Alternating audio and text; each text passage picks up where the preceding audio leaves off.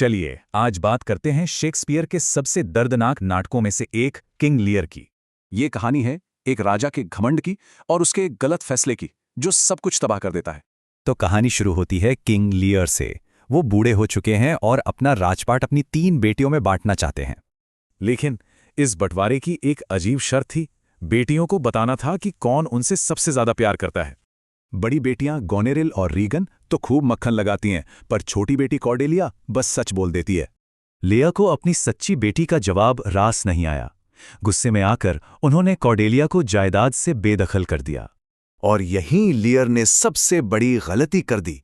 उन्होंने अपना सब कुछ अपनी मक्कार बेटियों गोनेरिल और रीगन को दे दिया। इसी कहानी के साथ साथ एक और ट्रेजेडी चल रही थी। एक और बाप था जो अपने बेटे के धोखे का शिकार होने वाला था।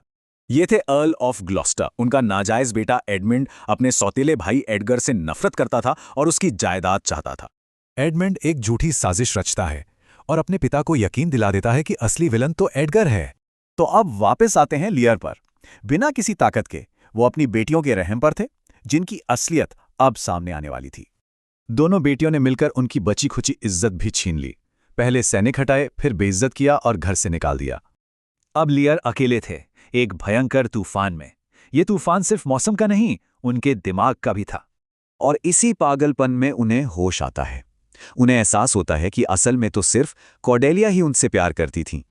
जब ग्लॉस्टर लियर की मदद करते हैं तो उन्हें पकड़ लिया जाता है और सजा के तौर पर उनकी आंखें निकाल ली जाती हैं। लेकिन अभी भी उम्मीद बाकी थी। कॉर्डेलिया, जो अब फ्रांस की रानी है, अपने पिता के लिए एक सेना लेकर लौटती है। आखिरकार कॉर्डेलिया को अपने पिता मिल जाते हैं। वो दोनों मिलते हैं और ये एक बहुत ही इमोशनल पल होता है। लेकिन ये खुशी ज्यादा देर नहीं टिकी। लड़ाई में कॉर्डेलिया की सेना हार जाती है और दोनों को बंदी बना लिया जाता है। और यहाँ विलन एडमंड अपना आखिरी दांव खेलता है। वो चुपके से जेल में कॉर्डेलिया को मारने का हुक्म दे देता है।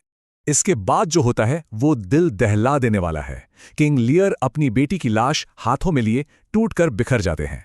अपनी बेटी की मौत का सदमा वो सह नहीं पाते और बस उसी गम में किंग लियर की भी मौत हो जाती है।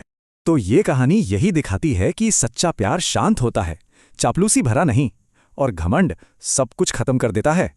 किंग लियर सिर्फ एक कहानी नहीं है, ये पावर, पागलपन, धोखा और घमंड की एक दिल दहला देने वाली मिसाल है।